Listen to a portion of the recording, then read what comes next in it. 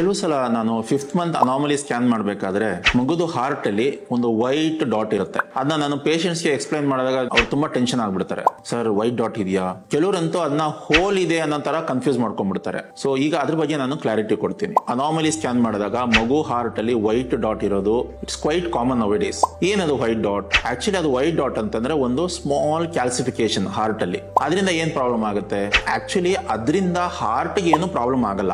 ಆದ್ರೆ ಆ ಫೈಂಡಿಂಗ್ಸ್ ಜೊತೆ ಮಗುಗೆ ಬೇರೆ ಏನಾದ್ರು ಪ್ರಾಬ್ಲಮ್ ಡಿಟೆಕ್ಟ್ ಆದ್ರೆ ಸ್ಕ್ಯಾನ್ ಅಲ್ಲಿ, ಫಾರ್ ಎಕ್ಸಾಂಪಲ್ ಕಿಡ್ನಿಲಿ ಸ್ವಲ್ಪ ನೀರ್ ಸೇರ್ಕೊಂಡಿರೋದು, ನೇಸಲ್ ಬೋನ್ ಸ್ವಲ್ಪ ಶಾರ್ಟ್ ಇರೋದು, ಈ ತರ ಎಲ್ಲ ಇತ್ತು ಅಂತಂದ್ರೆ ಮಗುಗೆ ಕ್ರೋಮೋಸೋಮಲ್ ಅಬ್ನಾರ್ಮಾಲಿಟಿ ಇರುವಂತ ಚಾನ್ಸಸ್ ಇರುತ್ತೆ. ಚಾನ್ಸಸ್ ಅಷ್ಟೇ ಇದ್ದೇ ಇರುತ್ತೆ ಅಂತಲ್ಲ.